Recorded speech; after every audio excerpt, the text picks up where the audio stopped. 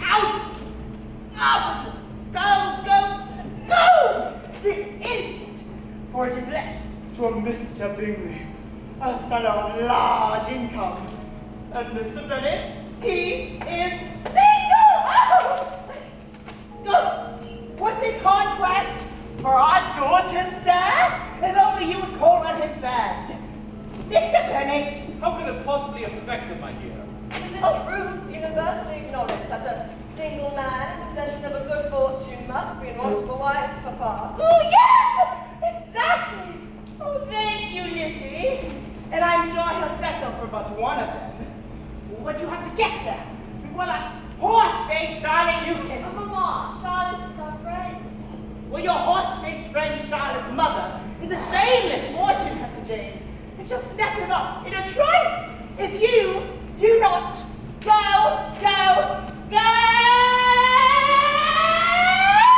Oh! Mr. Bingley may have any girl he chooses. Now throw in a good word in for Lizzie. Thank you, Papa. Oh, Lizzie isn't a bit better than the others. Not so, half as handsome as Jane, or as good-humored as Lydia. Thank you, Mama. Well, then you always have your favorites, sir. Mama! Oh! And not so, tall as Mary. Oh!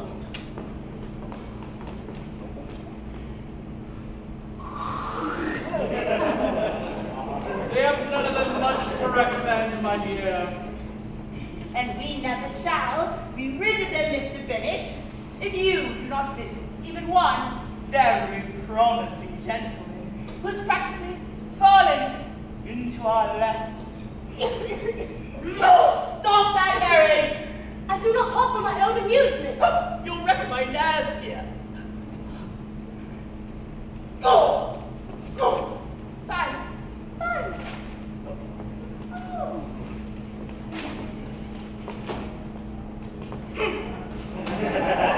You have no concern for my nerves, sir, which may at any moment snap and fail me like a wound. My dear, I have high respect for your nerves.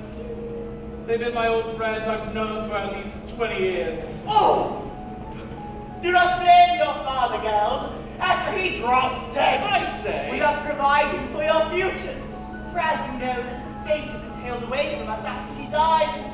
And when you are all left, penniless old maids, begging on the street for your bread, it will be then too late to cry. Please don't let me suffer from such insults. Your father does keep his best, a man of his household. No, Papa, Do not resolve on pennying death quite yet, my dear. Just live long enough for me to introduce you to Mr. Bingley. I met the gentleman yesterday. Is he a policeman? Is he handsome? Is he a scholar? Does he play? I can testify to nothing, but that he has 2 eyes, 1 mouth, presumably 2 of everything that ought to be in pairs, and 1 of everything single. Then he brings in £5,000 a year, and he shall be attending the Longs Ball Tuesday. I love balls. 5,000 a year? Oh, Mr. Bennet! Mr. Bennet. I hope you have bought a moment's peace. Now, Mary, cough as much as you choose.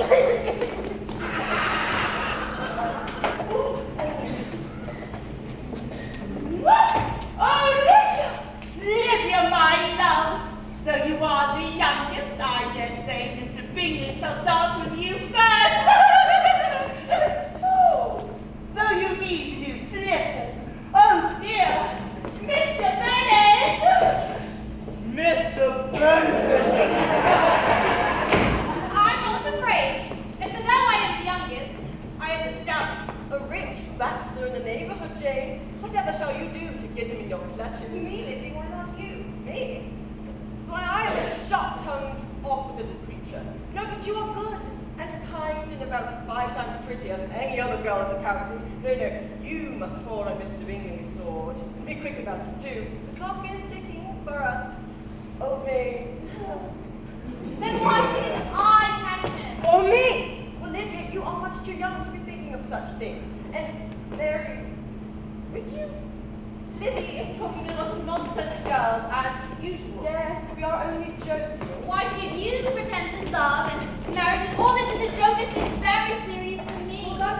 are far away from it. We are closer to the prospect. It is all much too frightening. And you must laugh so you do not cry. Playing games keeps one sane when the stakes should drive one mad. Stop filling your head with foolishness. It is not a game, Lydia. Isn't it?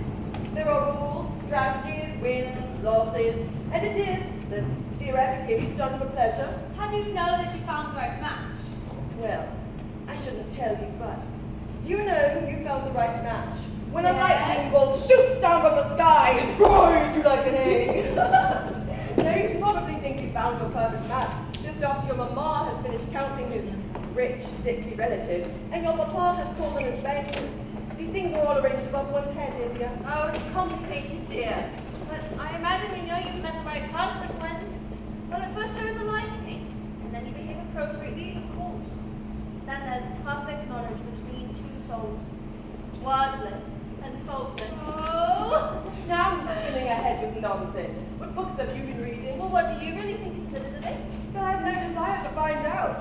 One of you will have to marry to save the family from ruin. For all none of No, you it. don't mean that. I know myself, Jane. I shall never marry, for the state is fundamentally flawed, as far as I can see. It is all too much.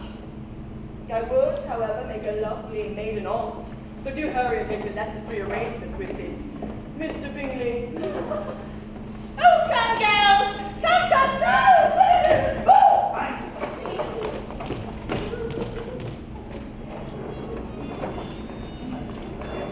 Oh, it was exciting. Don't you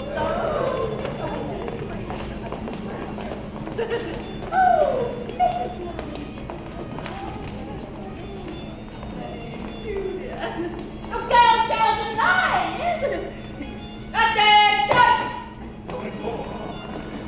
Now, that's straight.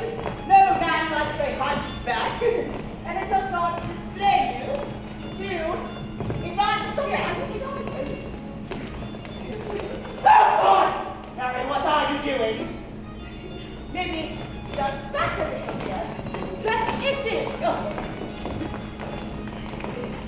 Smiles! Smiles, girls. Do try to look agreeable.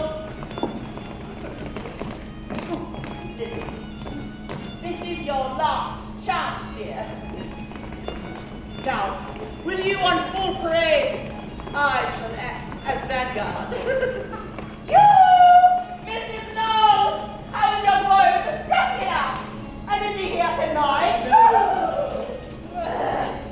I spy a red coat! Oh, it's a fun! Lydia! How can you not? What else is there to do? Charlotte! Jean, Lizzie. Ugh, Mary. Ma insisted I join the line immediately and not give up any more part in this few shameless minutes. I spy. I smile. Haven't you been engaged for any dances? There is a deplorable method. I spy nobody wants noting. I spy a terribly dull evening ahead. I hate this kind of event. Lizzie, What? I don't like being pushed and pulled and trod upon. Or to play a game I'd rather not win. I spy your mother ensnaring the long, scabby son for you now. Don't squeeze it, Steve! I spy Lydia having rather too much punch. Lizzie. Oh, I do believe I spy the wealthy Miss Bingley entering now. This equally rich sister. Much too perfect to be admired. I'd rather hate her. Charles. But that could not be the bachelor my mother described. Charlotte, he seems most disappointingly mournful. No. Caroline, have you ever seen a more charming room? A very rustic sort of charm. And thus natural, unaffected, wonderful. Charles. Escape you have. Fetch. Come, sir, come. Now, Darcy, have you ever seen a livelier couple? It is loud. There is nothing like dancing to quicken the blood. Any savage can dance, Bingley. And some do now.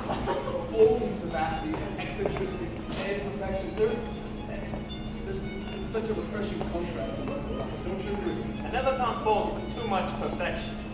Darcy, there's never been a more pleasant ball nor a livelier company, and I'm sure I should be happy that I am in this very moment.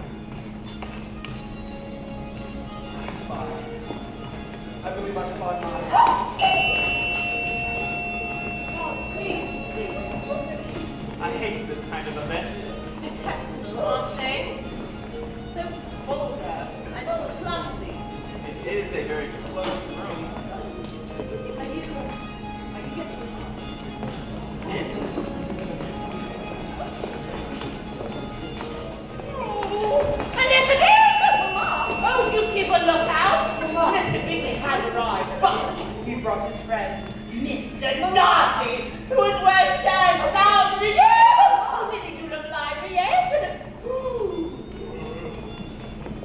Mr. Bingley. My eldest, Miss Jane Bennett. Miss Bennett, shall we? Darcy, wouldn't such a pair as ourselves be a compliment to Miss Darcy? It is a compliment I never pay. Punch. Oh, Charlotte! Charlotte, do you see? Oh, Mr. Bingley has chosen Jane out of all the girls here. 5,000 a year! And she shall snap him up in a trident, and all our problems will be solved. Yes, Mamma. Yes, who cares if Mr. Bingley is amiable or decent or even breathing? All that matters is that real wit. 5,000 a year. If only Jane can manage to instead. Ooh.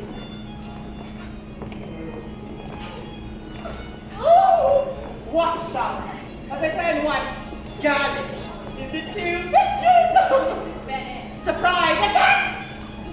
Oh, Lizzie! How could you be so clumsy as to spit upon Mr. Darcy? Mr. Darcy! Mrs. Bennet, sir, and this is my single daughter, Elizabeth. Oh, is it soaking? Oh, such a shame. Oh, madam! Oh, you naughty girl! However, will you punish her, sir? Mamma, please. Look at that blush! Will you show her, sir, that any imperfection is easily forgiven by a true gentleman and start a dance? Your friend Bingley has claimed my elders, but Lizzie here is free. Very free indeed. I would not want to get you wet. Oh, Elizabeth! Mamma. You go and apologize! Mamma, this is too much. Bingley, I must take my leave. So soon? Not fit to be seen. I look Laughable. So you're not perfect. Darcy's a country boy. You cannot leave now. It's most of the life. This is all too much. Why won't you? Come on. It would be punishment to dance with any lady here. How can you say that Miss Jane Bennett is Charlotte, beautiful what as an it angel? is! Then you have found the one tolerable woman in the whole room. All these vulgar country mothers pushing their daughters onto one We cannot like get off choice on this cows. side here. I loathe strange company. I detest dancing, and I have no desire to give a thrill to some awkward, desperate spinster, let alone while covered in rum punch. Just getting some more, but wrong side. So, punch. Oh, no, please. Let me. No! Well, we really must be going. This company is rather too lively to ignore. My dear, we really should leave. Mary's horse in the terrier. And yet rather overindulged in the refreshments. Mama, I tried to catch his toilet. Oh, punch, punch, punch! Shall every gal in this family be a dime with a devil drink? Oh. Miss Bennett, I hope I shall see you again. Yes! Yes! Yes! Yes, Mr. Bingley. She would love to see you again very, very soon. And I shall have my sister invite you to dinner. My dear Mary. Bow to Mr. Bingley. Oh, Bingley, come.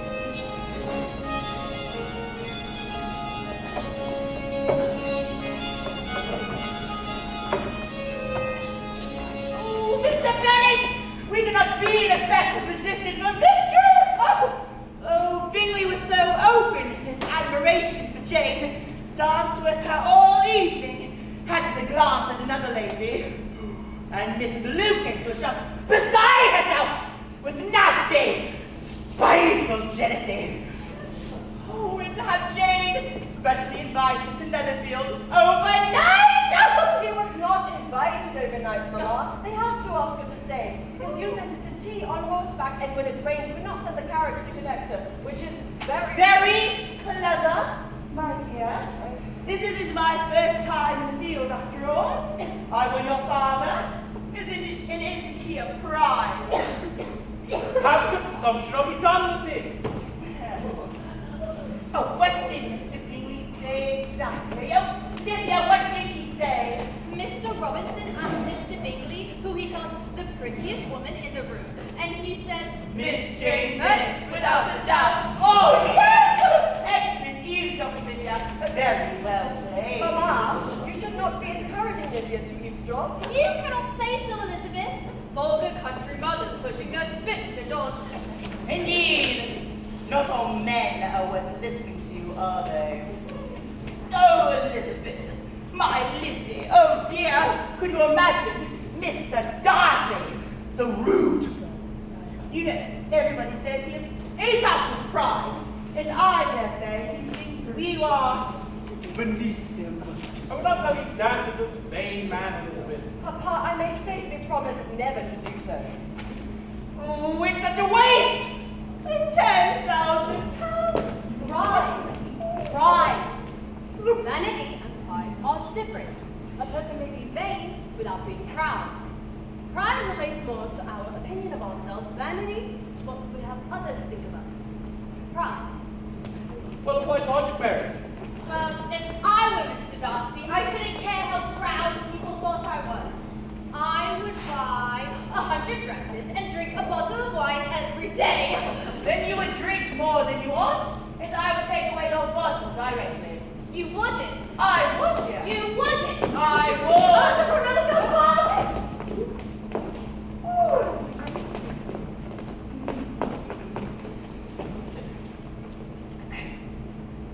No! It is from Jane!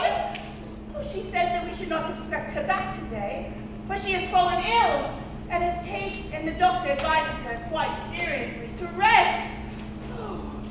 Oh, isn't this wonderful? Oh, Viola, send word back that Jane may stay for however long she likes, that she may stay forever! Mama, shouldn't we send the carriage to collect her and have her recover at home? Oh, Elizabeth, are you feeling quite well? Papa, When she is to be ill, she must be ill where it is advantageous. Papa, Perhaps she will die. That would be so romantic. Papa, Matrimonial games are women's purview, Elizabeth. And I've had enough ever since my own round was lost. Leave me out of it. We often hear of sickness from love. Maybe this is a case of love from sickness. Yes! Oh, very well said, Mary. Very well said indeed. if you will not bring Jane to us, then I will go to her myself.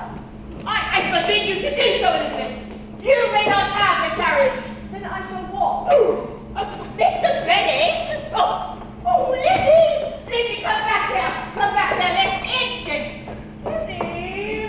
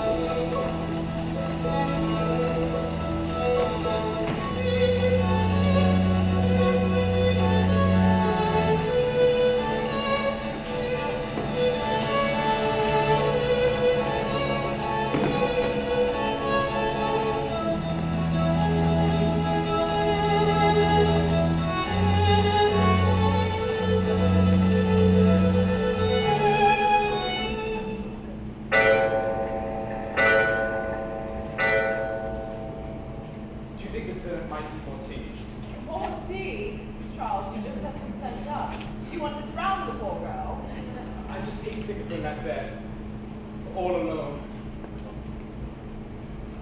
She's a lovely creature, isn't she? She smiles too much. Jane Bennett is perfectly inoffensive. Well, I think her rather perfect, period. You are too apt to admire people in general, Bingley. You never see a fault in anyone. All the world is agreeable in your eyes, and I never heard you speak ill of a human being in your life. Perhaps you are too inclined to see people's flaws, Darcy. If we do not address imperfections in all frankness, we never shall correct them. Yes, Charles, there is virtue in being particular. I cannot stand in resistance to both of you at once, but you must concede that Miss Jane Bennett is amiable, at the very least. Oh, Bingley. Well, I do agree with Darcy that one does only want to make some best. After all, without a little clear-eyed judgment, what shocking company we should keep. Miss Elizabeth Bennett, sir. Miss Bennett. Mr. Bingley! Miss Bingley? Mr. Darcy? Is this your vault? Miss Bennett, have you suffered some sort of accident? No? I am here to call upon my sister. Your clothes? I came on foot. It is only 3 miles. 3 bloody miles. It is still raining a bit, and I took a bit of a tumble. And, how is Jane? She will not come down, Miss Bennett. Will you take me to her? Then you needn't fear for your clothes. And then, of course, I shall give her more tea. More tea, Charles! What shocking company indeed!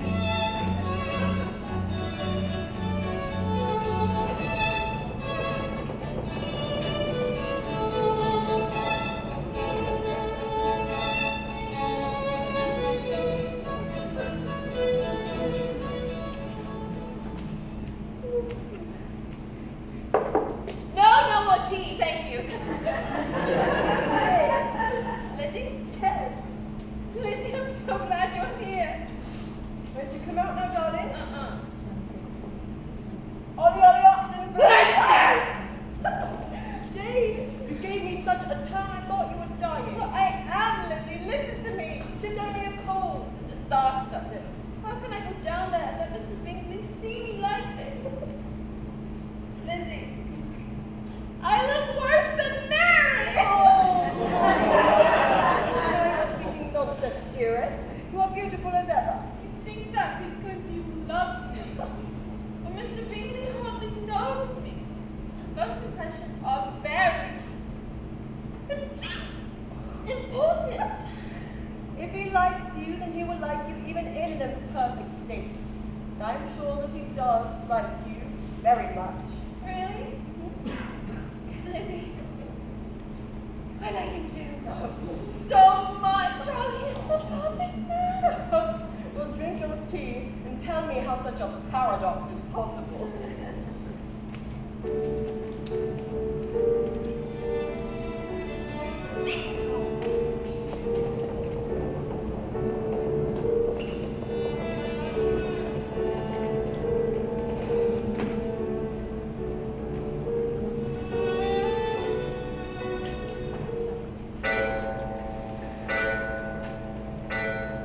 I do hope that water shall come under the carpet.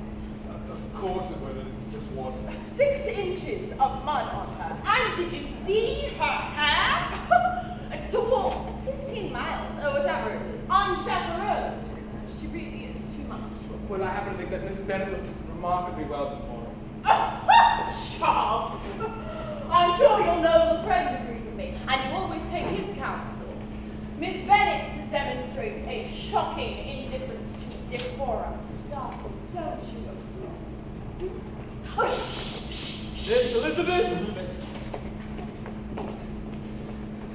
Miss Bennett, how was your sister? I'm materially better. I dare say we'll be able to leave in the morning.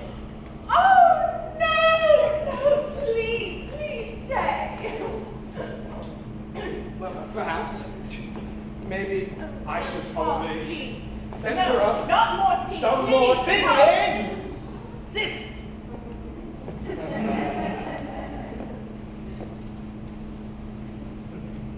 say. Bingley.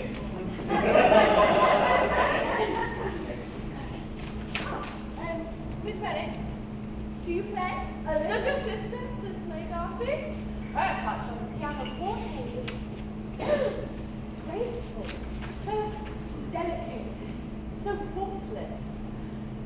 But then she is so well bred. It is amazing how ladies are like that. So accomplished. All ladies accomplished. Charles, whatever can you need? Well, all of you play instruments and embroider purses and do a whole host of fiddly little arts of neat bingle. Those are, of course, almost the only occupations allowed to us. If that is what you call accomplished, Bingley, I'm not surprised you think all ladies so. I don't know more than one or two women that truly fit the description. Now, I wager you set your expectations high, Mr. Darcy. Tell me, what is your ideal?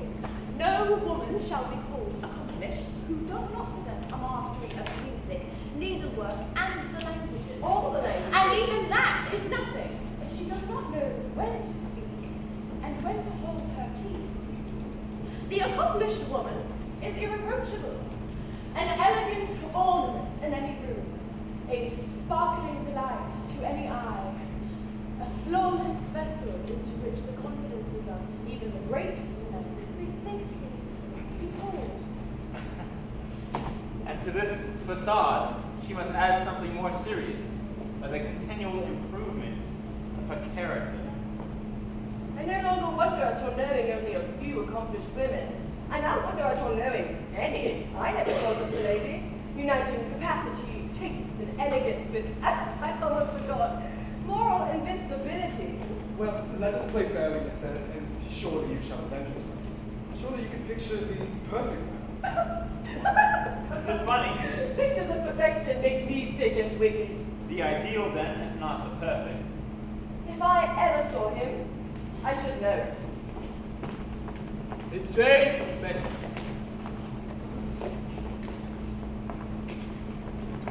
Miss Bennet, did you get my tea?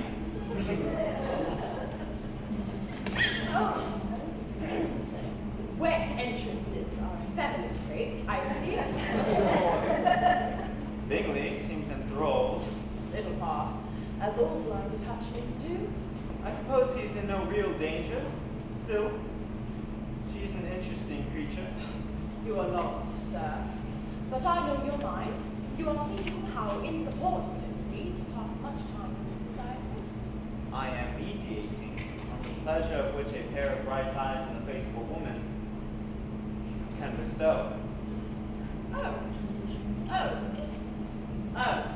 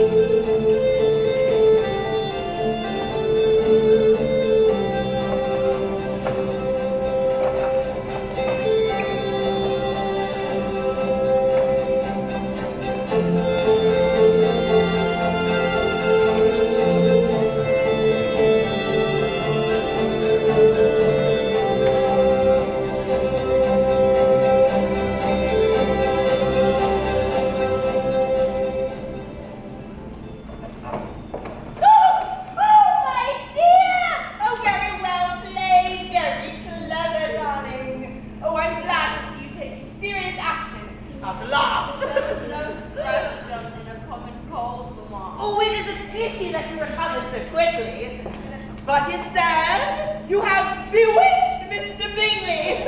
Oh, he throws his ball to a purpose. He prepares his ambush, and you must take care to be conquered.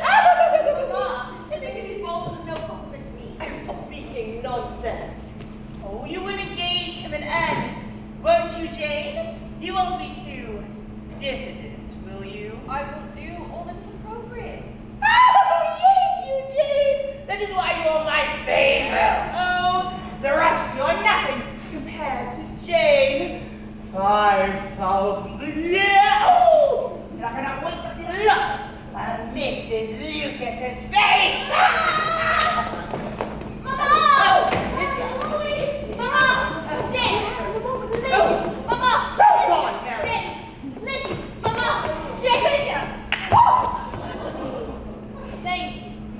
We have such a surprise for you. Listen, play your name with us. Go, Lizzie, play your name with us. Go. Name.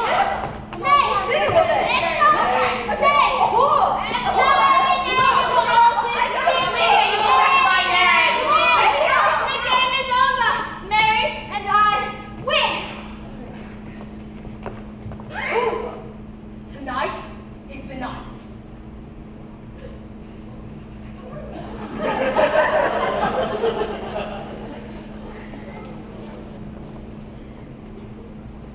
I have done my duties for the family, Mamma, for I have lured home the most majestic beast, a gentleman puttee! A gentleman? Yay! Lydia, you should not be bringing strange men home. And why not? And why not? I was chaperone, Mary was with me, and Lord knows she's a stumbling block before the blind. I'm wanting my dues with you, Lizzie. You're welcome.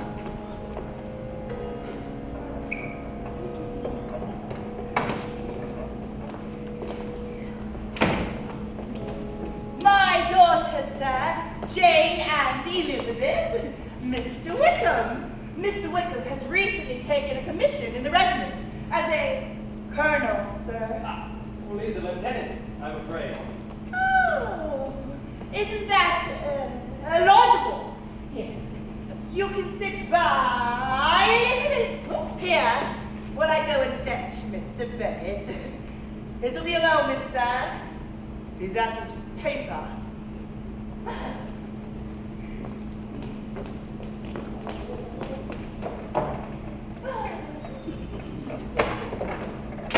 Mr. Wickham, I have such a naughty proposition for you. I demand that you come, escort us to the Biggie's ball on Tuesday. He is Jane's beau, you know, and ever so Lydia. And though Jane is spoken for, Lizzie is very much available. Aren't you, Lizzie? Lydia. No matches will be there, only Jane's not beau and the atrocious Mr. Darcy. So after her, you must stand with me too. Come, sir, come. Mary! Do play something more cheerful. How can anything be arranged with you pounding away like that? Please do excuse my sisters. Nothing could be more natural in one so young. I like high spirits. So how are you finding the county so far, Mr. Wickham?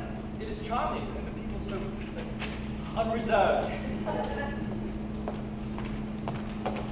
Miss Elizabeth, the Darcy your sister mentioned. Is that Mr. Darcy of Devonshire? The same. May I ask how well you know him? We are acquainted. Are you friendly with him yourself? We are acquainted. I have been connected with this family since my infancy, but perhaps I should say no more. Mr. Wickham, I won't lay myself bare and tell you that I find the man to be very disagreeable. And I will expose myself entirely and tell you that I am not that surprised. You are expressing dangerous opinions, we don't. And not in this county, sir, but he has not at all liked Hertfordshire. Everybody is disgusted by his pride. How discerning you all are. Well, it always pains me to see, but I shall not be driven away from this place. In normal conversation, Miss Elizabeth, never very quiet silence. We have been so. Mr. Darcy's father was my godfather. Oh! One of the best men to have ever breathed. No respect or pride in him. He loved me as another son, and he promised that when I came into manhood, I would inherit the most valuable living, but I'm afraid that after he died, that living went elsewhere. You were robbed of your inheritance by Mr. Darcy. I assume he was jealous of my relationship with his father. Rest in peace. I always knew Darcy despised his fellow creatures, but I never thought him as bad as this, to descend to Thievery. And all because of his Pride? pride. Precisely. He deserves to be publicly disgraced. That may be so, but I have sworn to never speak ill of him in memory of my beloved husband. I must thank you for allowing me to unburden myself to you. You may call me Lizzie. Miss Lizzie Bennett, there's something about you that encourages a man to open his heart. Thank you. Mr. Bennett will be in presently, sir. I must be on my way, ma'am. I only wanted to escort the little girl home. This is it. I do hope I will see you at the ball.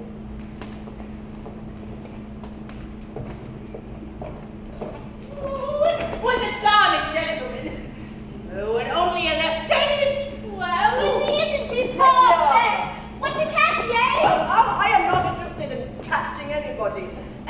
busy thinking of such things. But that's all anybody thinks of. I'm not being. Well, you want to. Well, you want to. Even if I was tempted, Mr. Wickham is inappropriate. Lydia, your matchmaking is inappropriate. This conversation is inappropriate.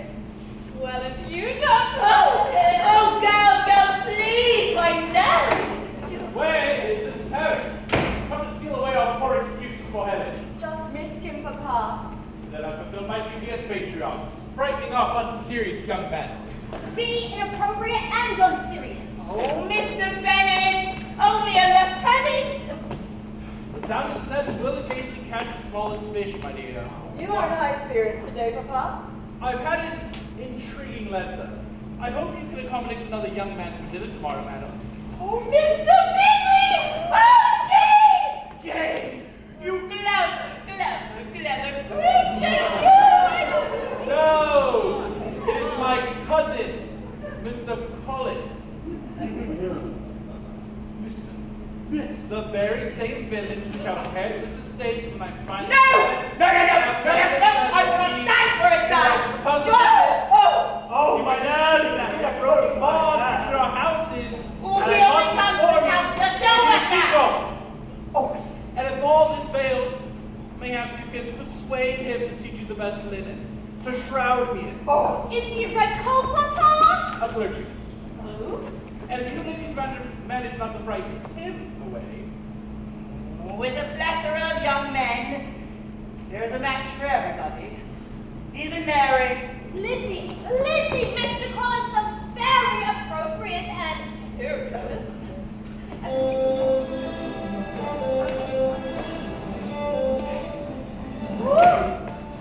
I tell you, ladies, you young ladies, you young, gracious ladies of youth and grace, you ladies.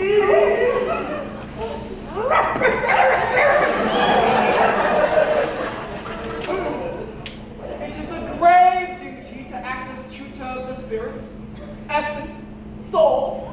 But as a clergyman, it is my place to promote, establish, inspire charity, and I have been sent on this quest, mission, crusade, by none other than the most righteous Lady Catherine the Berg. Lady Catherine the Berg. I flatter myself that my overtures are meritorious, creditable, commendable, and that you will not reject, refuse, spurn this proffered, olive bronze. Oh, yes! Oh, very well said, Mr. Collins. And we are open to any connection between our houses, sir. Any connection at all. To spend even an instant in the company of my fair cousins, madam, shall be to feel forever gratified, enchanted. Entranced! Oh, then well, it is your duty, girls, to show Mr. Collins here all of Meryton's charms. And will you stand with them, sir, at Mr. Bingley's ball? No. Yes. No. Yes. Lydia only needs some. As a clergyman, you may not wish to dance. I hope to couple with all my cousins in the course of the evening. I may make this plea, assertion, claim to you, I think, for we are relations. Dinner! oh look, it's time for dinner. Girls, go. Mrs. Bennet, Yes. I am most determined to heal the rift between our households. To be plain, I am a bachelor, and thanks to my noble patroness, Lady Catherine de Berg, I am a man of some notable, estimable, considerable fortune. Oh, Mr. Collins. Oh, your eldest daughter, Jane. Jane is excessively pretty. I but my other daughters are available.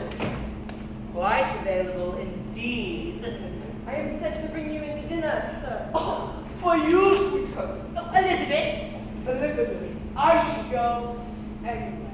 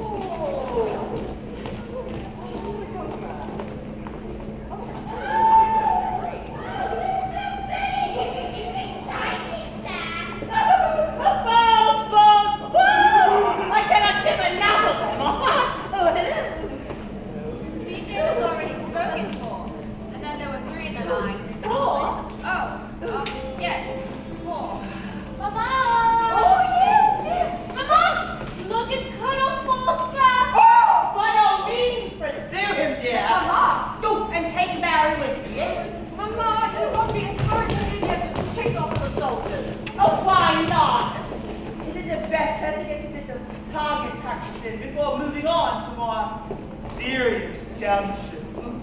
Much like you did with Mr. Wickham. Yoo-hoo! Mrs. Long! How is your style, dear? Who is Mr. Wickham, Lily? He is only a lieutenant. But if you can overlook that, he seems rather perfect. This from the lady who has sworn to remain unmarried forever. Pray tell, where is this paragon? Do not read up the band, Charlotte, just because I wish for a dance partner less objectable than Mr. Collins. Besides, I do not spy within Miss Selby. Jane is fortunate, her admirer. Speaking of perfection, Does she like him? can't you see? She seems to propose to be in love. How forward can she be without being accused of...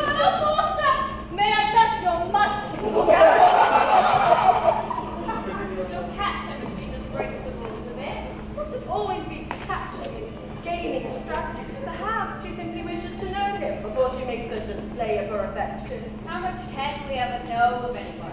She should hurry up and get him to the autumn. She's got the rest of her life to fall in love. Charlotte, you cannot think that for yourself. It is my experience that one invariably finds himself doing the very things one swore never to do. Speaking of which, Miss Bennet, I wondered if you felt an inclination to dance with me. But you take the dance. If you have previously... No, that's why the boat goes. Messieurs! Now, you're all familiar with the charms of most of my daughters, especially you, sir. But one of my girls is more diffident than the others. Oh, Mary! Full, many a flower is born to blush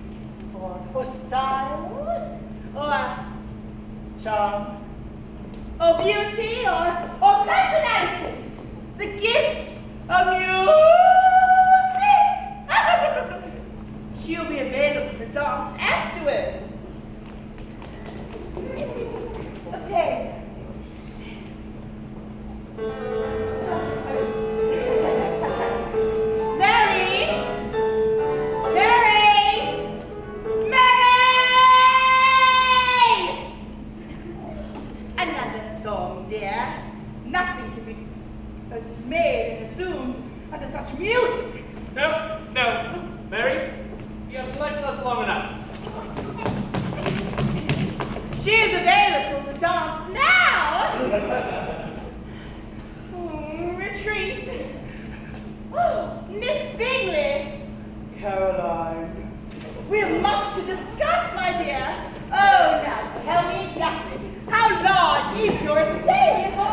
These assertions of a lady attempting to be thought accomplished. You are joking. I must start out by being impertinent, Mr. Darcy, or I will be afraid of you. It's something amusing, Miss Bennet. Nothing. Everything. Us, I suppose. You are laughing at me. At myself, sir. What about you is so amusing? Where to begin?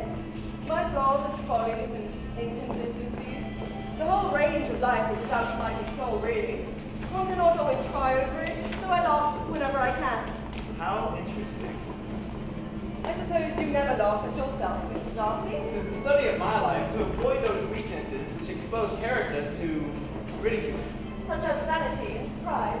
Vanity is indeed a weakness, but pride, where there is real superiority of mind, pride may be justified. You are laughing at me. Only because the contrast between us is so extreme. I am fundamentally flawed and thus hopelessly unserious. But you seem to know that you possess no defects whatsoever. Miss Bennet, I think you do not mean that. I speak a lot of nonsense. You must concede that others may laugh to see us standing up together. Why? Because we are such an unlikely pairing. Had I thought it laughable, I never should have asked you. Miss Bennet, I'm also not perfect. No. I have some thoughts. Pray tell. Come, sir, do play fairly. Perhaps my temper is a little too unyielding for the liking of the world. So? I cannot forget, laugh at the follies of others. Ah. My good opinion, once lost, is lost forever. You have chosen your flaws well, Mr. Darcy. They are truly very serious. There's perhaps a particular evil in every character. May I have some of yours, Mr. Darcy? Your defect is, I'm afraid, a propensity to hate everybody. And yours is to willfully misunderstand them. Oh! Oh, Mr. Darcy! It is a surprise to see you here. I was sure you'd slithered back and down by now. Oh, by all means, do not tarry, sir. Mamma. What?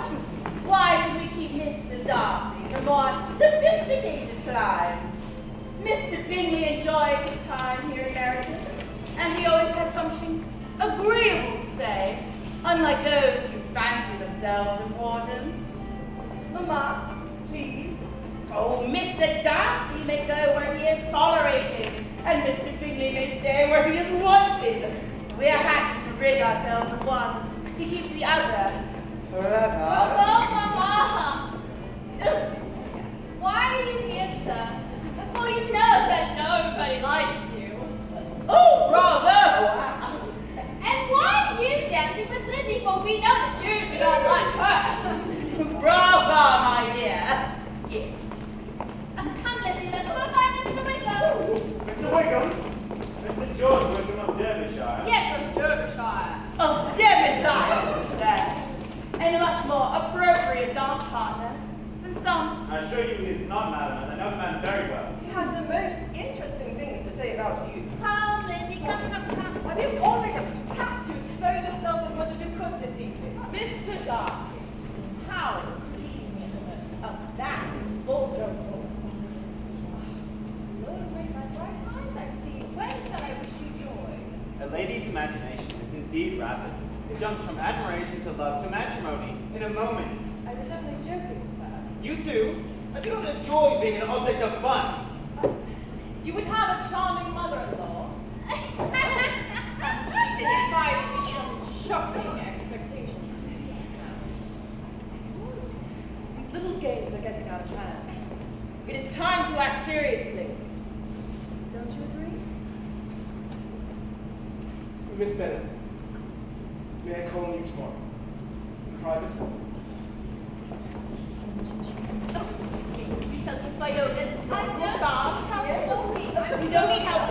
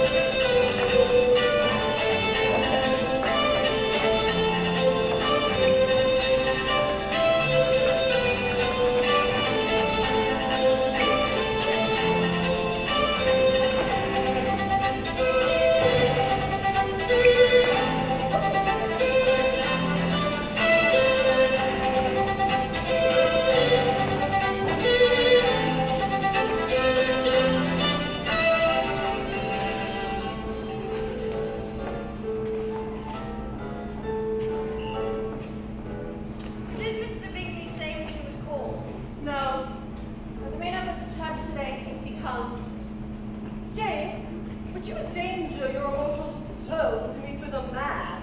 What is this shocking behavior? Perhaps I should go after all. We are only joking. Indeed, you could stand to be much more shocking in your dealings with Mr. Bingley lately. Really, I always feel that I'm rather forward. Truly. But I suppose we are all lying to ourselves. When he comes, I will let him know. But I like him. Ooh, I like you. A truly affectionate response to a proposal. Charlotte, we cannot. No. It is for nothing. Jane, Mr. Von Bingley. He's here! Oh, the time has arrived at last! Jane, will you come outside in but a moment? Mr. Collins is here to say something to Lizzie. Oh, my fair cousin! Jane! Jane, come. Jane, you can stay. I open the door, please. You do? Charlotte, don't go. Please. Charlie Lucas! Please do excuse me. Oh!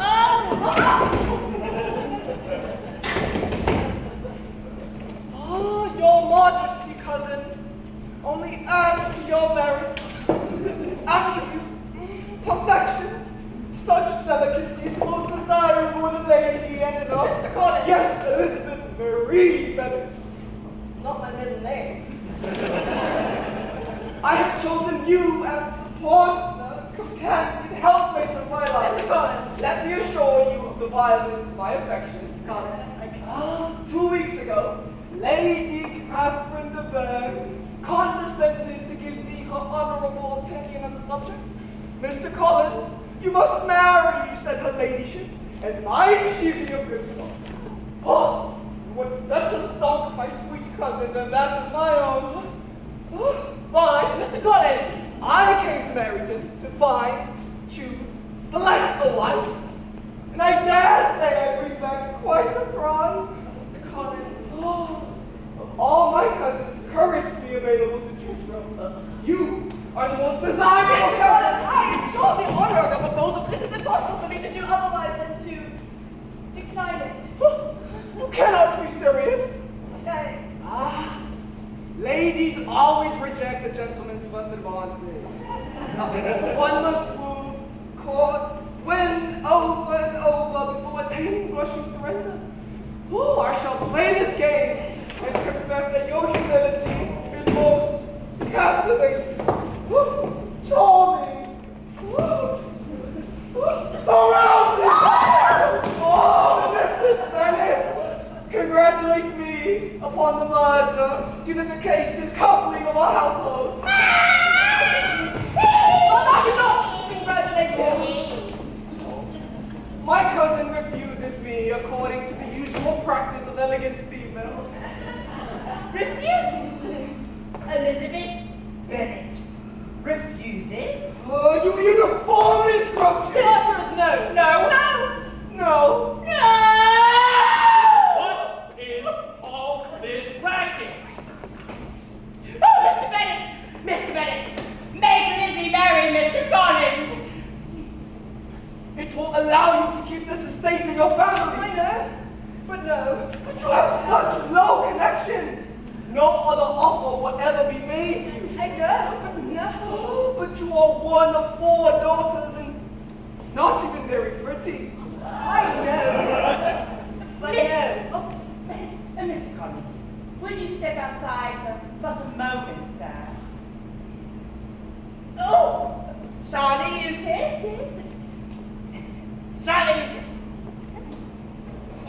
would you take Mr. Collins here for a stroll?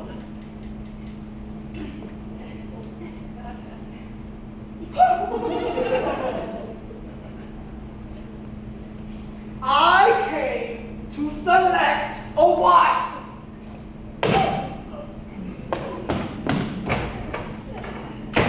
Elizabeth Bennet, do you have any concern for my nerves, dear? Miss Bennet, do you have any concern for my nerves? You refuse Mr. Collins, Lizzie. Papa, I have no interest in finding a husband generally. Particularly, not that one. Your mother insists you accept him. My feelings in every respect forbid it. Or I swear, I never shall see her again. Oh, my own. Then an unhappy choice is before you, Elizabeth. Your mother will never see you again if you do not marry Mr. Collins. And I'll never see you again if you do. Mr. Bennet! Lead me to my baker. Oh, Mr. Bennet! So I seek the family fortunes. Elizabeth, why don't you accept him? He seems very appropriate. What is appropriate? One should do anything rather than marry without affection. Oh. Oh, what fun this all is. Oh, Charlotte, bless you, did you rid yourself of Mr. Collins? Not precisely. He has gone to Lucas Lodge to ask consent for my father. You don't mean to say. But he has made another offer on the course of a walk. Charlotte, Lucas, how can you tell such a story? Mr. Collins wanted to marry Lizzie. You refused him rather absolutely. He did come to select a wife, and I was there. Oh, good Lord. Go, Lydia. Go, go, go. You hardly know him, Charlotte. A dance or two, a little conversation. That is all most couples have. Mr. Collins? Nobody else is asking, Lizzie. My parents have no money. I shall have no dowry, and I'm not. Will you not hand me Jane? Oh, Charlotte. the clock is ticking. Marriage is a serious matter and ought to be considered rationally. With Mr. Collins, I shall have this. All of this? Yes. The entail is not my fault, Jane. Lizzie had her chance. There doesn't need to be any awkwardness between us, does there? I shall soon laugh at this as we do everything else.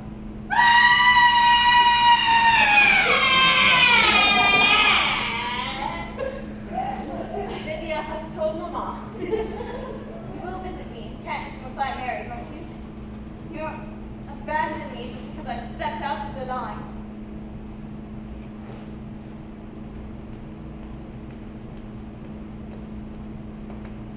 Lizzie, do wish me joy.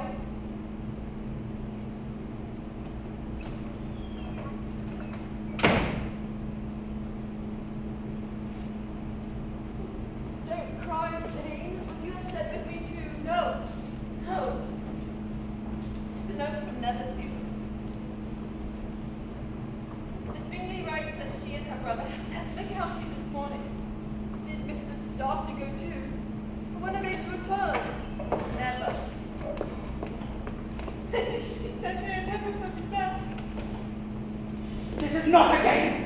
This is not a game, you understand? Good, willful, and stubborn, and prideful. Passive, and milquetoast, and diffident. Two suitable gentlemen. Two perfect matches. Lost. And all my hard work goes to nothing. And we shall go to ruin. Mama. Lydia, my love, I cannot see these stupid girls any longer. I never shall see them again. Oh, take me to my sick bed. Take me to my deathbed. Oh, my nerve. My poor nerve. My nerve.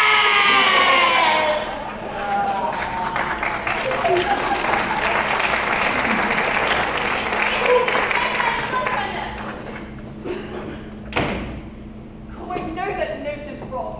Bingley will return soon. Lizzie, do you really think so? Everything will be fine, Jane. You'll see. You'll see.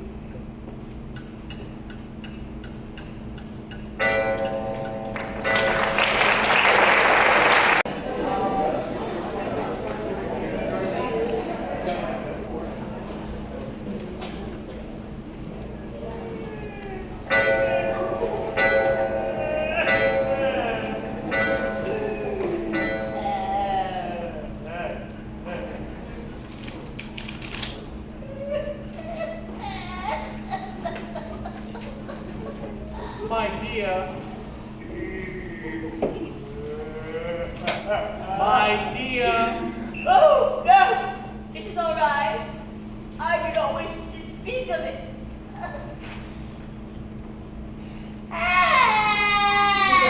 Mrs. Bennet. I suppose. I was just thinking about how Johnny Lucas would do up this room after you have dropped dead. What do you think, Lizzie? Will she steal our furniture? Or burn it down to matchsticks? But she can do what she likes, of course. She shall be mistress of this house. Oh, when we are all left, penniless old maids, there shall be no gallant Mr. Bingley riding into our rescue.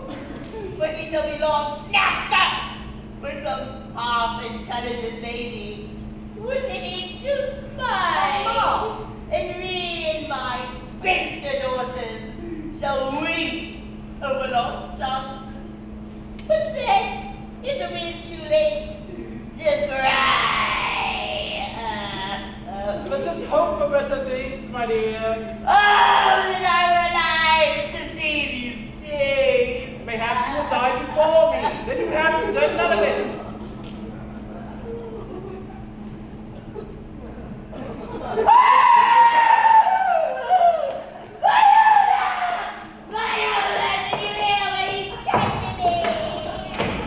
She'll never die. At least it's not throwing things. It won't last much longer. Charlotte is good detective. When you return from visiting other marvels which you either forgotten, hold the brush. As for Bingley? shall soon be forgotten, and all will be as it was. I have nothing to hope for, Lizzie. It was an error of fancy on my side, nothing more. He must have felt something. Then why did he leave so suddenly? There's no word for a month. I cannot believe that the Bingley we knew would act in this manner.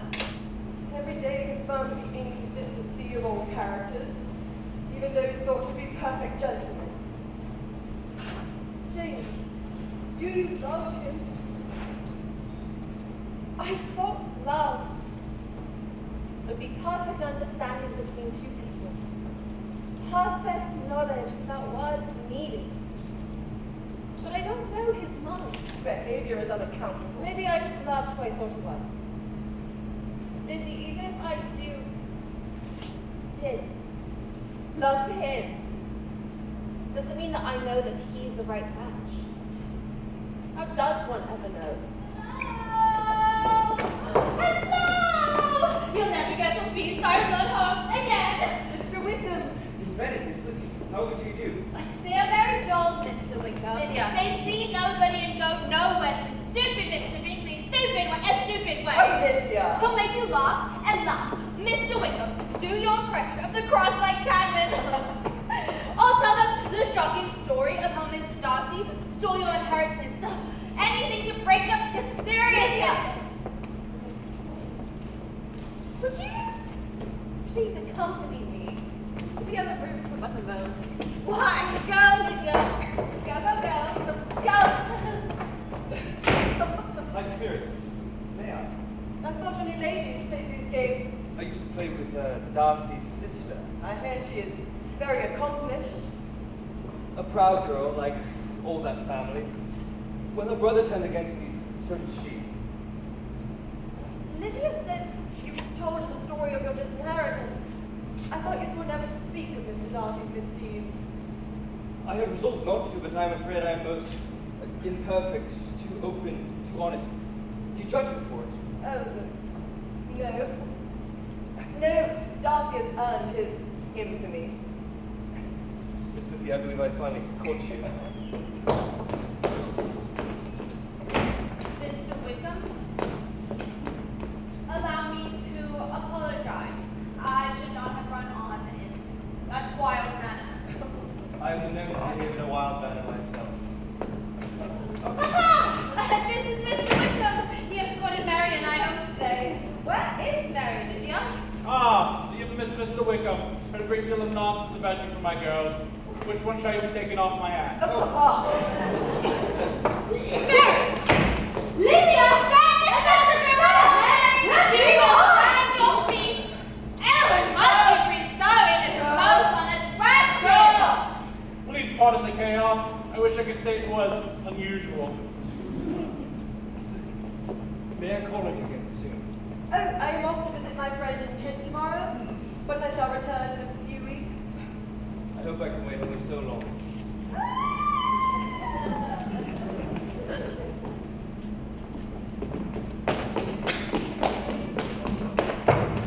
I must congratulate you, Elizabeth.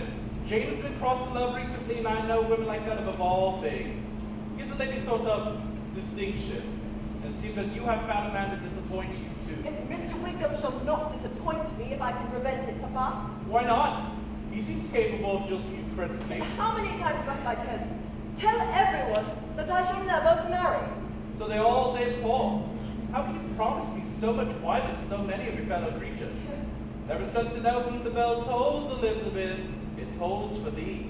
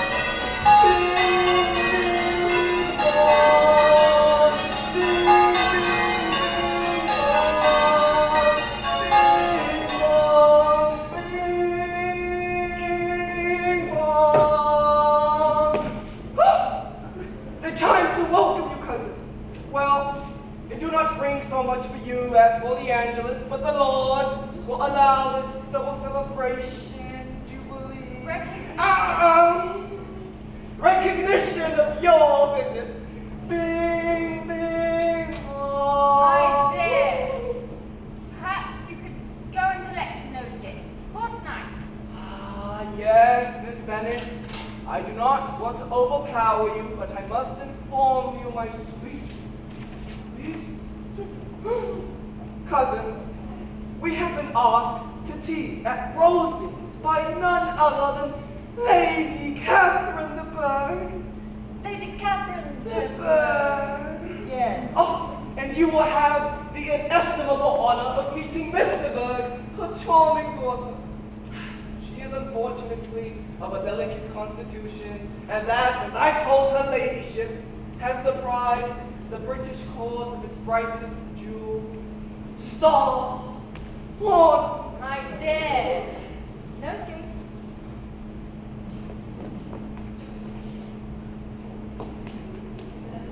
How are you, Lizzie? I am lost. He loves to garden. I encourage him to do so and walk to Rosings every day and tend to his parishioners and be out generally.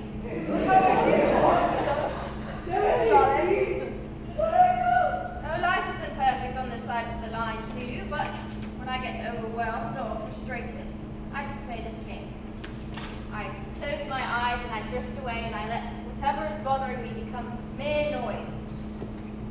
like birds chirping or bells ringing, meaningless, an inoffensive portion of the scenery. Miss Tosham! The house is pretty, isn't it? Yes. Yes. Oh. Ladies, the carriage will fetch us within the hour. Miss Bennet, what do you intend to wear? This? Well, come. Come.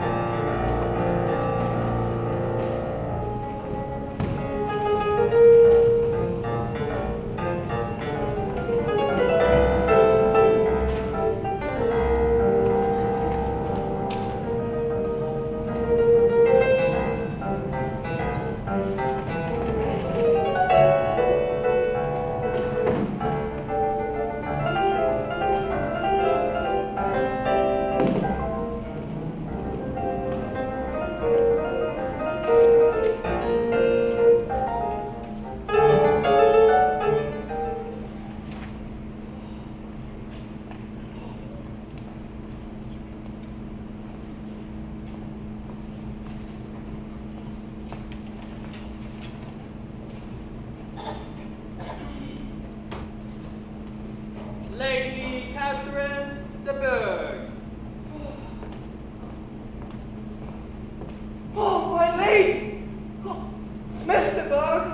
Oh, you both look so marvelous, splendid, radiant. Don't look at her. Miss Elizabeth Bennet, madam. Turn, Miss Bennet. Turn. A tolerable figure, don't you think, Anne? A bit too plump. You are from Meryton, Miss Bennet. I had a relation there recently and drove through it once myself. It was disgusting. And you are one of 4 daughters. Are any of the sisters handsomer than herself? Oh, most, my lady. All girls unless your father's estate shall go to Collins. How poorly planned. Done. The decision was not mine to make, ma'am. You shall feel the lesson of it when your father dies. Is he a young man? No. Well, are any of your younger sisters out in society? Or the younger ones out before the elder ones are married? But some must be very young. The youngest is only 14. But really, ma'am, it would be hard on younger sisters if they should not have their share of amusement just because the elder may not have the inclination to marry. How very odd.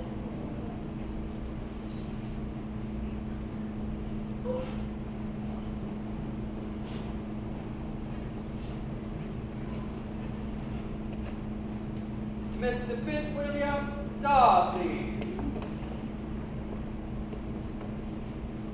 Fitzwilliam! Oh, you naughty boy! We were not expecting you until tomorrow. I traveled early to avoid bad weather, ma'am. We are only too pleased, except that Anne and I are not dressed for any company of note.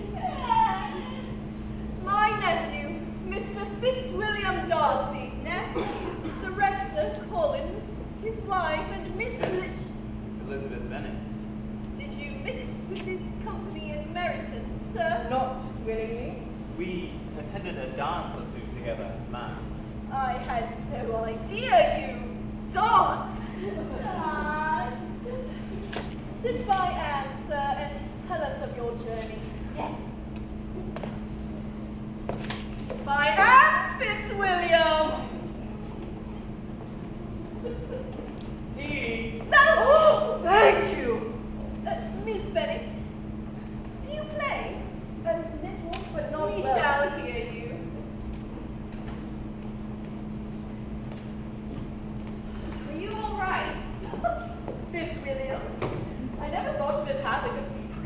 name before. He's always only been the infamous Darcy.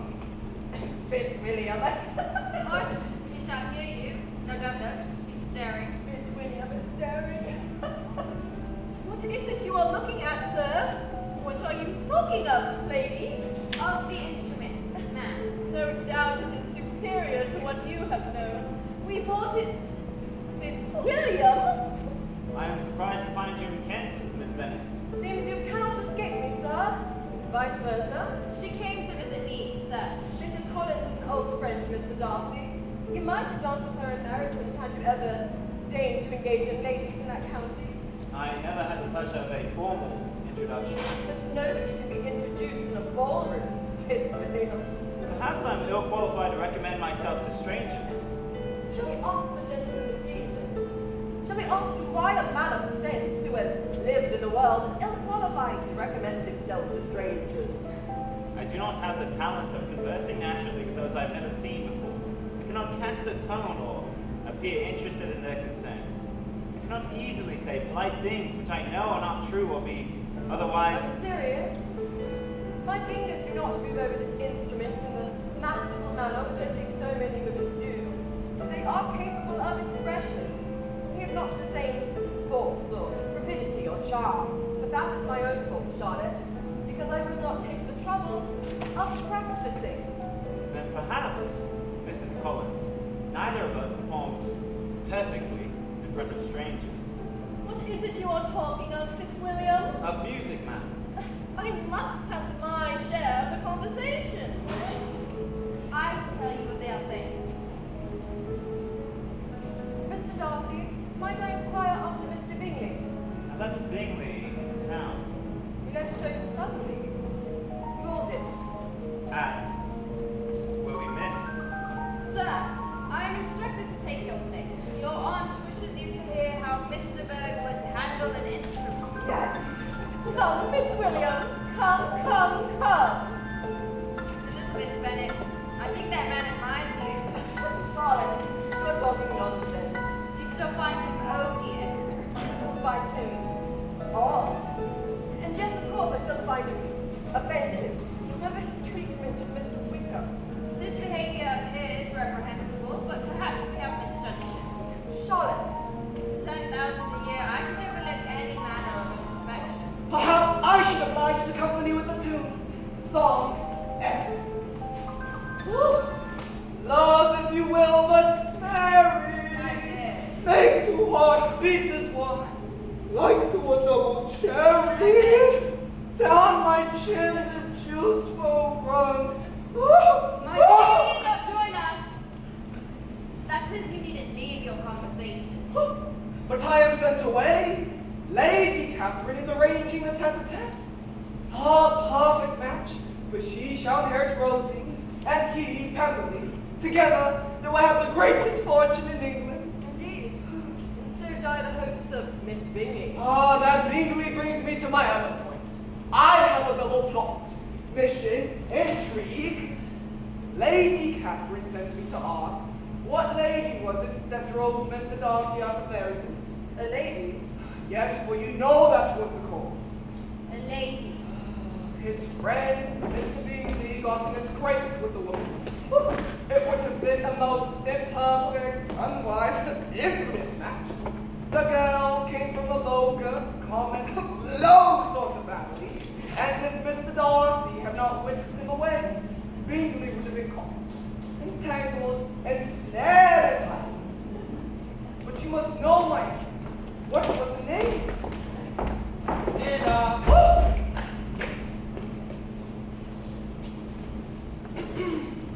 I like to eat roast goose with stuffing. Woo! Stuffed up so tight in my breast. Marie. Lizzie, I'm so sorry. I was wrong about everything the whole time. And I was right. Charlotte, I was right. I could see him clearly since the beginning.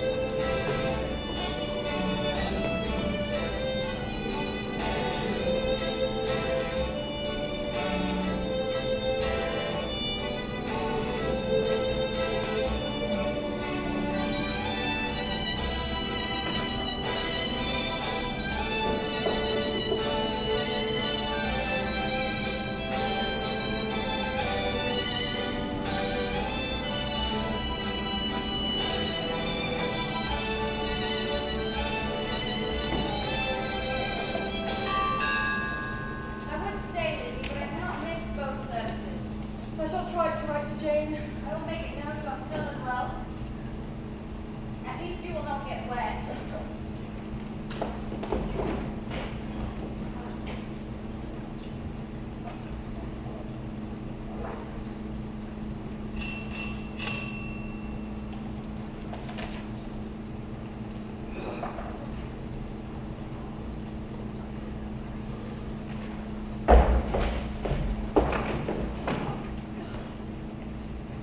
They said you were ill. And then I did not see you just now.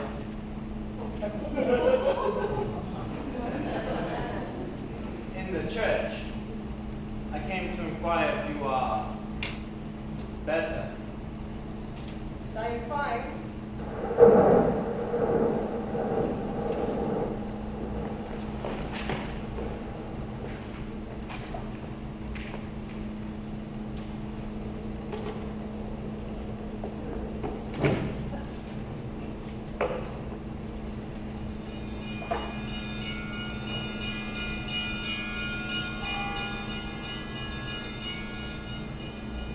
Bells.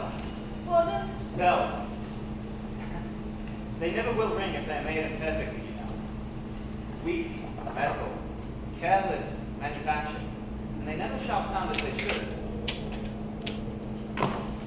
But if they're cast with stronger stuff, of quality, you ring them once and you can't control the vibration, can you?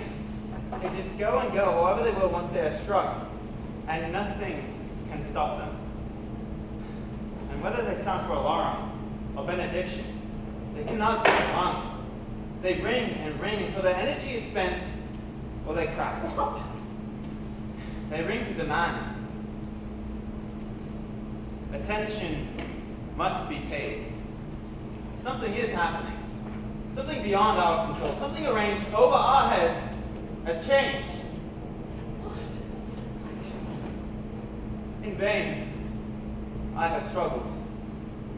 My feelings will not be repressed. You must allow me to tell you how ardently I admire and love you. I love you. In spite of all my endeavors, in spite of the absolute unsuitability of the match, and of your family, and quite frankly, your own conduct, you have ensnared me. Ensnared you? Your mother taught you well. I am yours entirely, Miss Bennett. You win.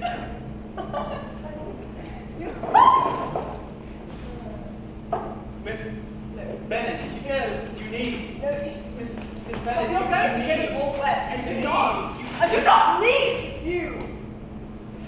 If I could feel gratitude for your declaration, sir, I would thank you for it. I have never desired your good opinion. You cannot be serious. I am.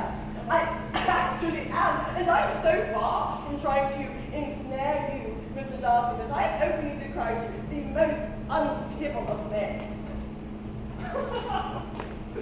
I uncivil. With so little civility, I am refused. How could I do otherwise?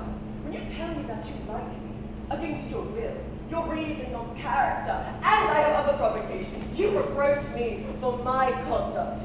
But you have behaved in a reprehensible manner yourself. Your treatment of Mr. Wickham. I suppose Wickham is a great favorite of yours. He is an agreeable man, one of whom you robbed of inheritance over nothing but your pride. Who told you that? It is not the only claim laid against you. Had my feelings not already been decided, had they even been favorable, do you think I could ever accept the man who has ruined the happiness of a beloved sister?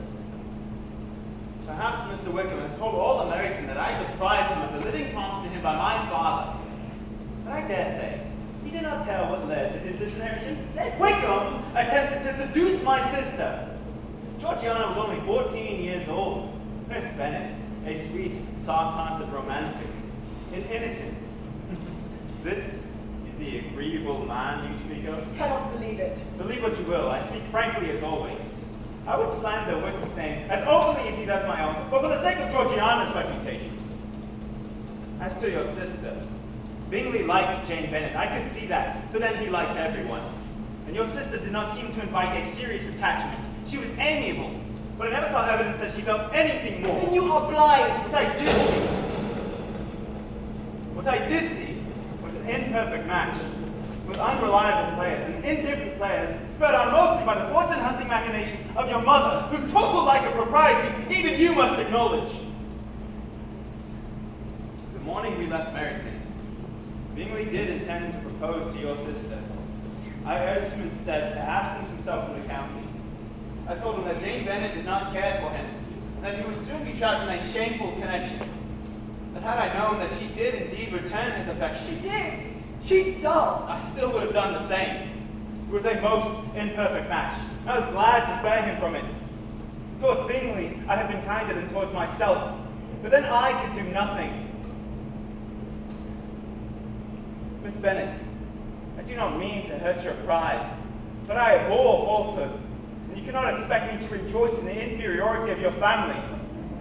Surely, in your life you've seen consequences of imprudent attachment. Surely you have seen the misery of a mismatch. Should I speak in flatteries like Wickham, like other gentlemen? You are mistaken, Mr. Darcy, if you think you could have made the offer in any way that would have tempted me to accept.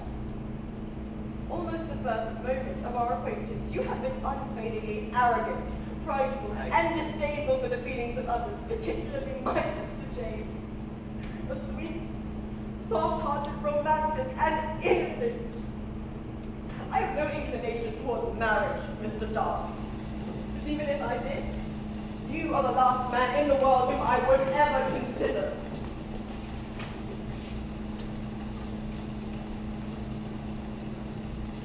This is all too much. Miss Bennet, I swear I never shall express sentiments again which are so disgusting.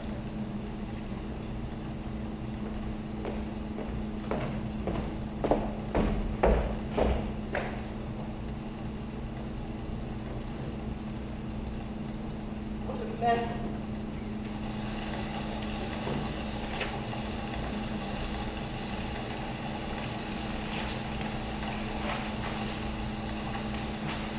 All from that conceited, taciturn, unfeeling man. Can you believe it? You can hardly call him unfeeling. Charlotte, how can you say that after what he said about my family? Lizzie, you must admit your mother is rather exceptional. Even if... Fine. But you cannot excuse his behavior towards Jane. But if you thought her indifferent, To Charlotte. you must allow me to make some objections in the service of such a match. £10,000! When will you write home and tell them the truth about Mr. Wickham? I shan't. Who knows what's true? Mr. Wickham tells one story, Mr. Darcy another. Whatever defense you may mount for him, Charlotte, Mr. Darcy was very insulting. It sounds as if you did him as much injury as he did you. I cannot help it.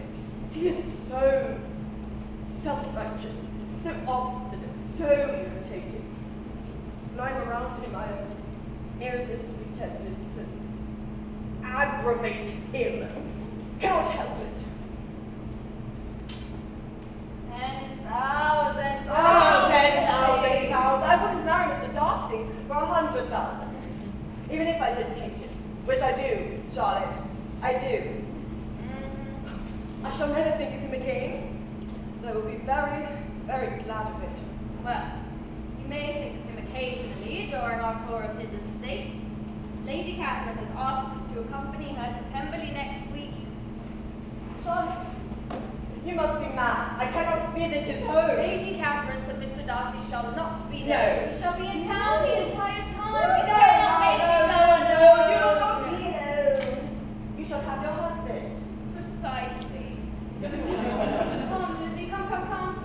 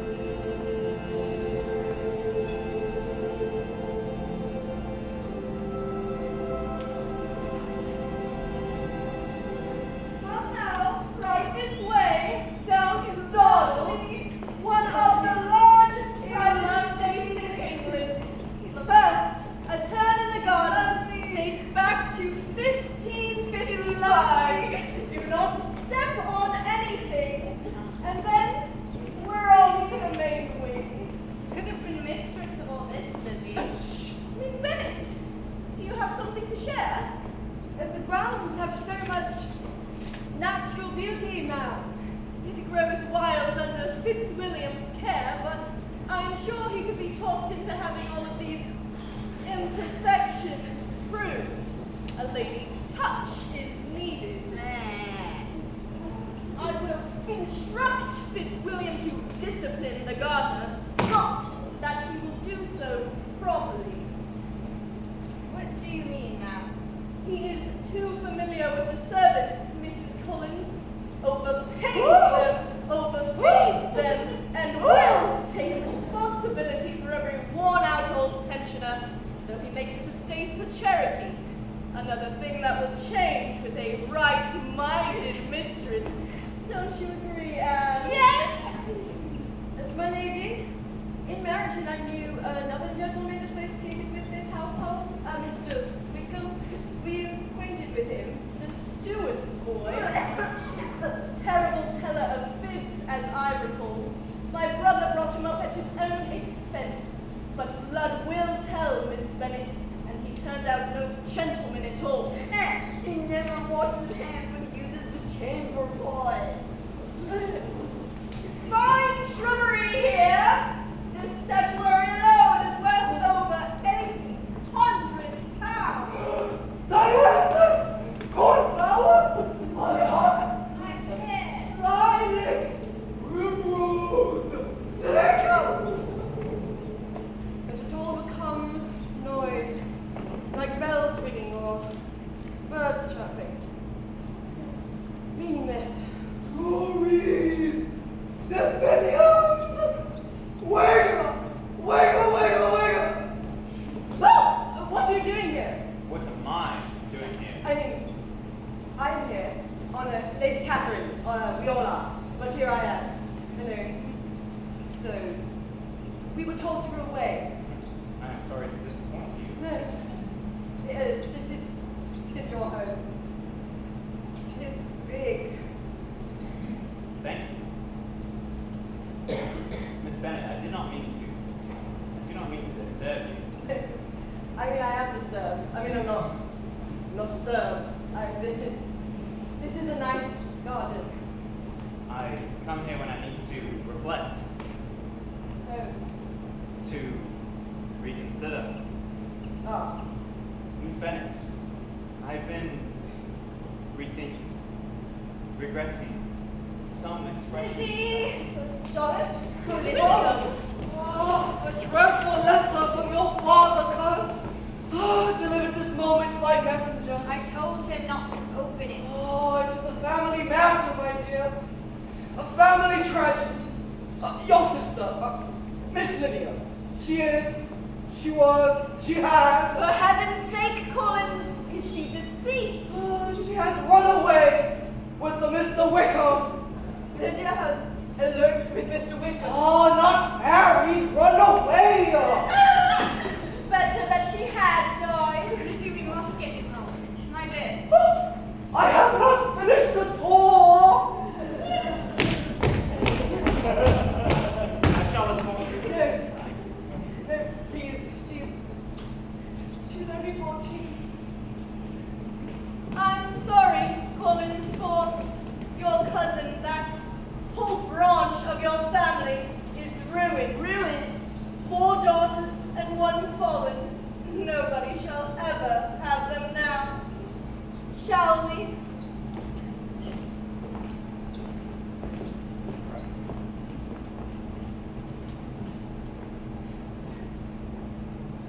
Boom!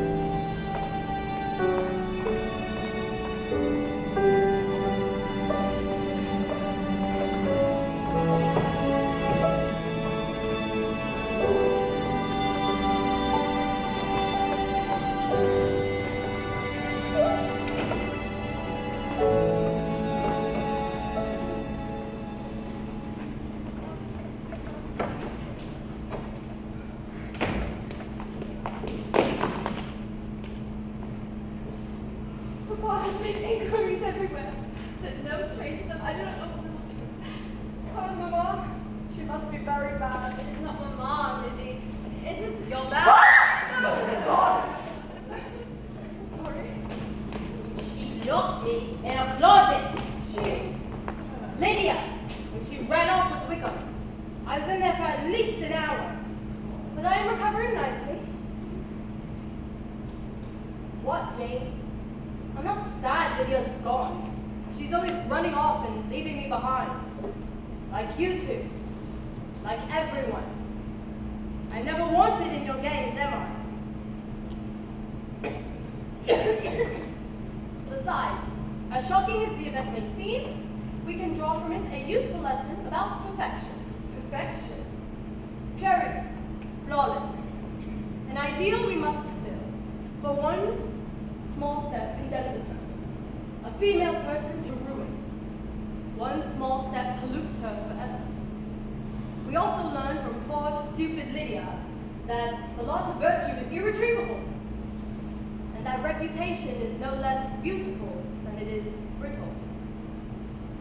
And that a lady can never be too irreproachable in her behavior. No, no, no. Perfection. Papa. Lizzie, I didn't do the coach. I must. Should I fetch you some tea, Papa? Or perhaps something to eat?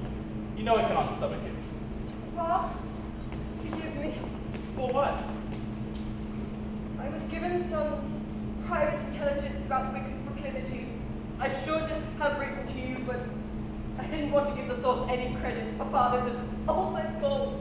No. For years, out of some disappointment, I've removed myself from the affairs of this family. Is it any wonder with a father so absent and a mother so focused on conquest that a silly child would become easy prey? But I spoke so inconsiderately in front of Lydia. Called them a game, deemed marriage an irreparable mistake, filled her head with nonsense. And who taught you to only think worse of these attachments? It's my fault. My fault, girls. Now, we're all ruined. Oh, Mr. Bennett, steal your nerves, sir, yes? Mama, you look so well. Oh, don't believe you know everything about me, Elizabeth. Now's the time for the strength, isn't it, dear? Oh, maybe familiarity and attachment isn't always so foolish, yes? Hello! What? You scared us out of death? Oh, Lydia, my child, where have you been? You locked me in a closet! Oh, Mary, no! I know. Well, isn't this a fine homecoming? You ought to be more civil considering the prize I have won. How sad!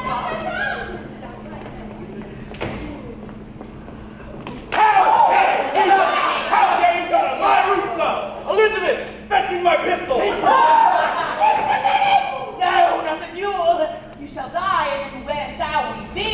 I should hope my husband is welcome here. Your husband! Husband! I told you I won a prize. Oh, Lydia! Oh, Lydia!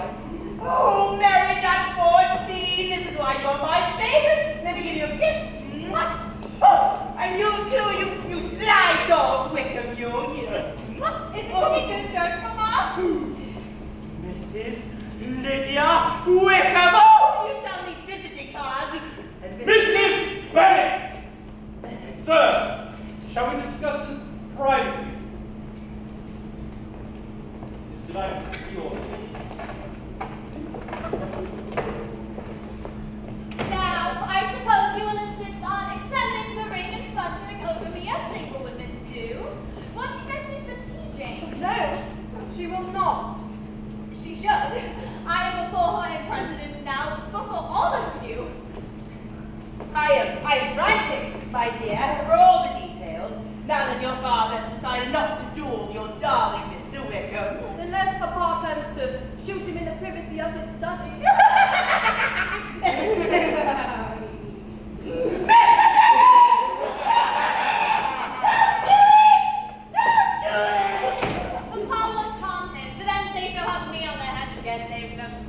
as it is. You have been married to Lydia. Poor Jane. I should hope someday you have as good as lunch. And that tea. Lydia, what were you thinking to expose his family to such? You locked me in a closet. I'm sorry. It was. Peace. Bless you. How could you behave in such a manner? I listen, and I have learned many lessons. You never act on your impulses and always try to be perfect, and then you lost Mr. Bingley. Did you get what you wanted? Lydia. Your friend Charlotte married only for serious considerations. Did she get what she wanted? You said it was all just a game, so why shouldn't I have any fun? I have just as good a chance as any of you for being happy. With Wickham? The man who stole you from your family without the slightest intention of marrying you. I knew Wickham would marry eventually, and once Darcy found us, we were at the church the next day. Mrs. Darcy. I promised I wouldn't tell Jane that tea. What did Mr. Darcy have to do with it? He tracked us down at an inn in London, and Darcy and Wickham talked in private, but I listened at the latch, as I do, and Darcy told Wickham if he married me, which he would have to at any rate, he would pay off all of his debt and give him an annuity to keep us out of trouble. So you're saying someone had to be paid to marry you? No. Yes. No. Yes, you have to. All of you. With your gray faces, how do any of you know how to make a match? I thought you would be happy. I have married as I ought, and soon I will make you all lovely maiden aunts. I thought that's what you wanted. Oh, calm, my dear. Yes. Nobody has been shot. Lydia, Where are we going? I've consented to the match, but he is not welcome here. I've other daughters to think of. But this is my home. Was your home. We don't always get what we want. Sometimes we must just settle for what is open and available. Isn't that right, Lizzie? But I thought you would be pleased. And we are, dear. Jane, Lizzie, promise me you'll visit soon. Mary, You locked me in a closet. You can visit us, dearest, whenever you like, yes? if I can find the time. Married women, are very busy and important.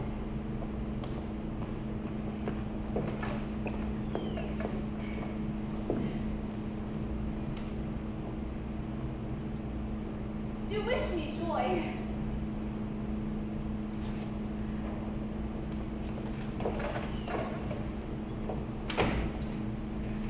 That's as fine a fellow as ever I saw.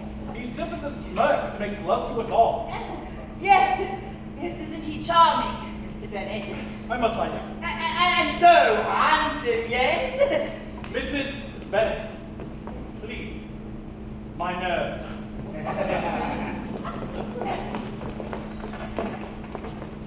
Mr. Bennet?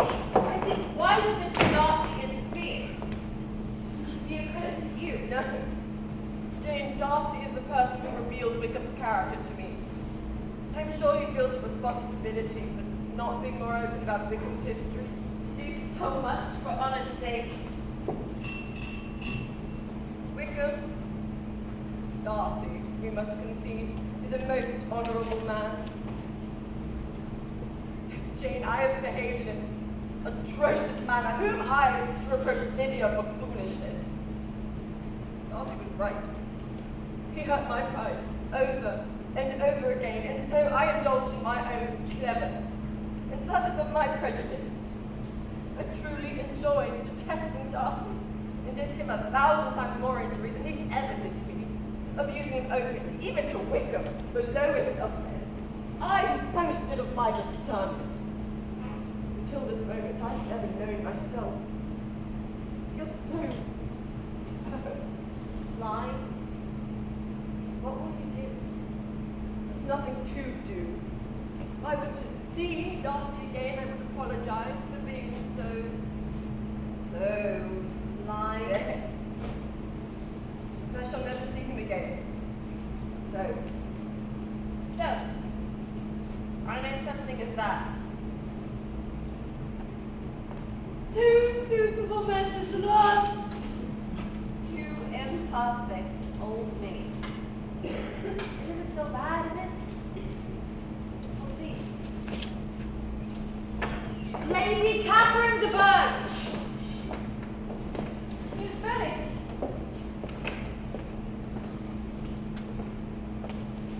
Is this the fallen sister? No, too old. Jane, Lady Catherine de Bourgh. I will speak to Miss Elizabeth Bennet alone. Go, sister. Go, go, go.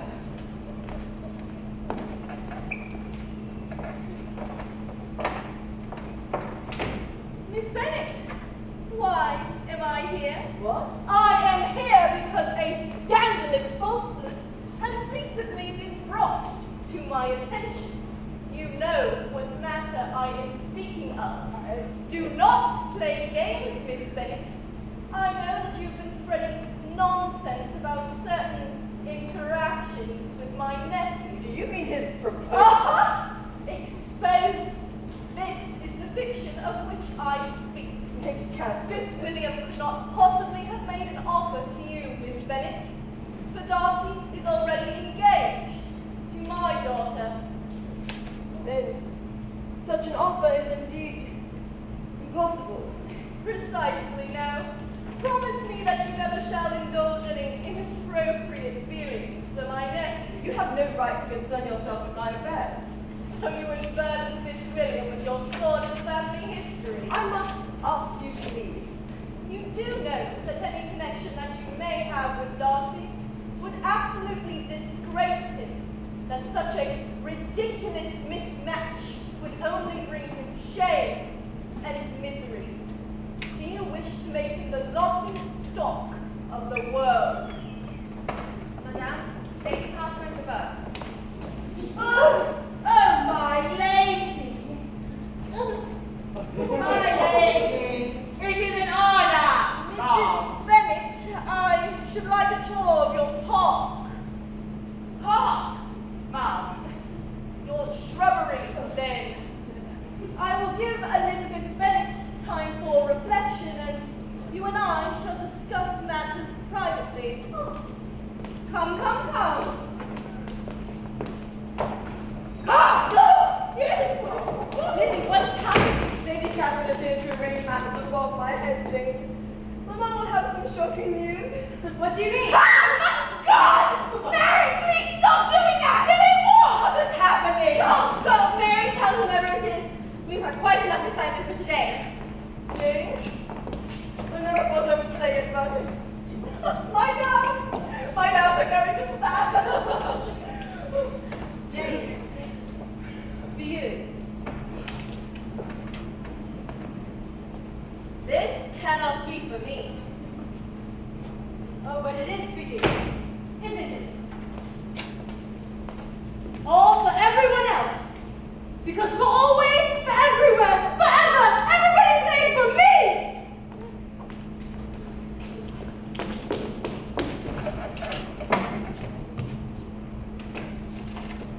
Mr. Darcy, I beg your pardon, sir. You cannot possibly be calling on me.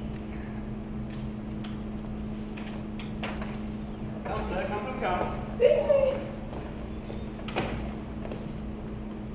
Bingley? Jane?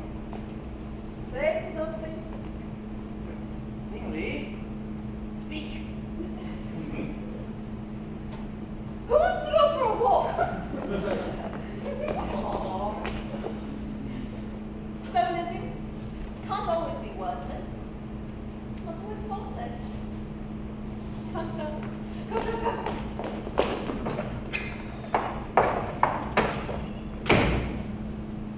No! And you need to leave.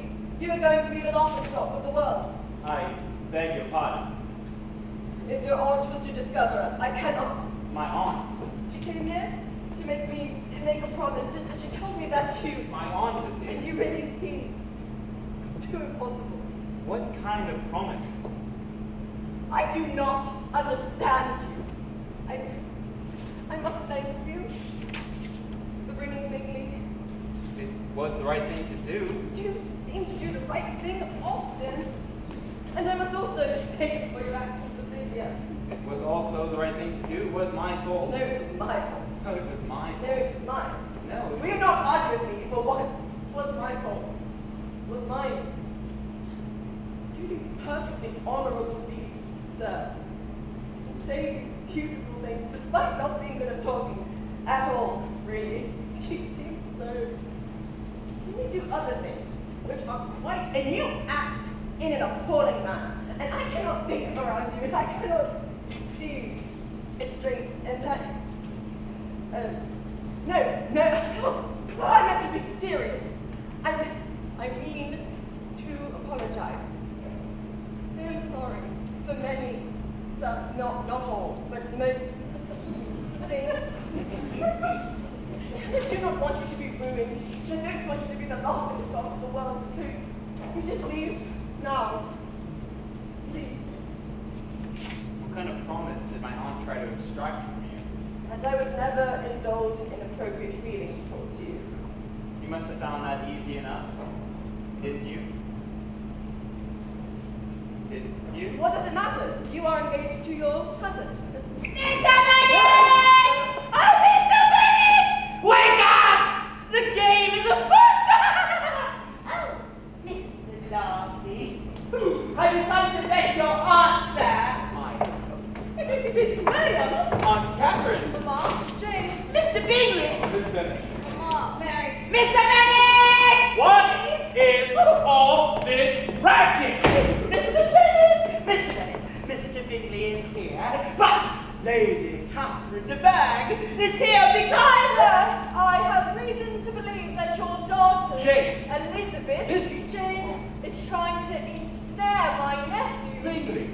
Fitzwilliam. Darcy. No, not again.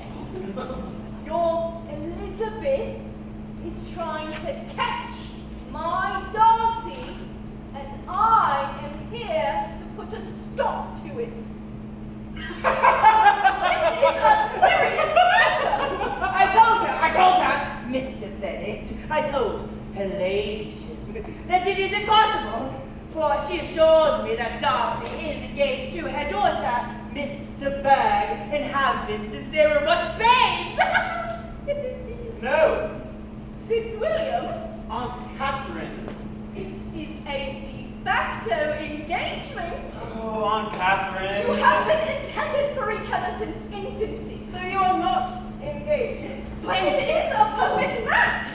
But that even is irrelevant, my lady, for Elizabeth has always been open about her hatred for Mr. Darcy in all extremity. Always have and always will. Isn't that right, Lizzie? Lizzie? Isn't it?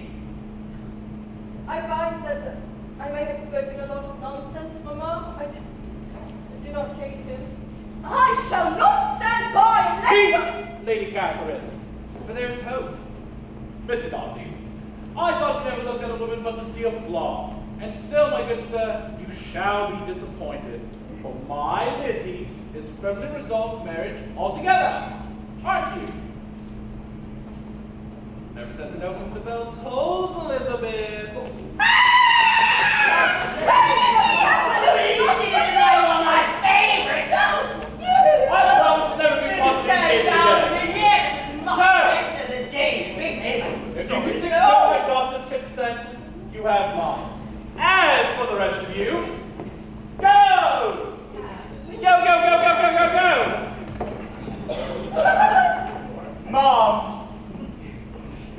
Oh, we have lots to talk about, Mom. Please, come along. Please, madam. It's William. Why do I call you sister, Mom? It's the kids.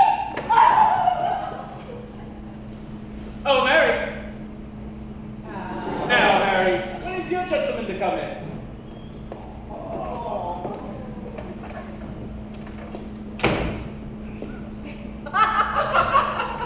This is also mortifying. Your family. So is yours. My sister is lovely. So is mine. One of mine. And my father's the best of men. So is mine. Your cousin is intolerable. So is yours. Yes, she is. So you do not hate me then? Sort of the opposite.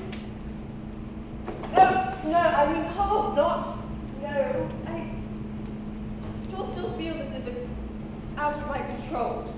And so ridiculous, I cannot see that it is not perfect. No, So I do not know if it is the right match. How do you know? I do not know. I do not know. I do not know.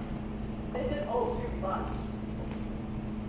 Then let us make it a game. It's not a game. It is serious. It is not just serious. It is nonsense. What is it? Then let us make it a dance. Elizabeth. Lizzie. Will you?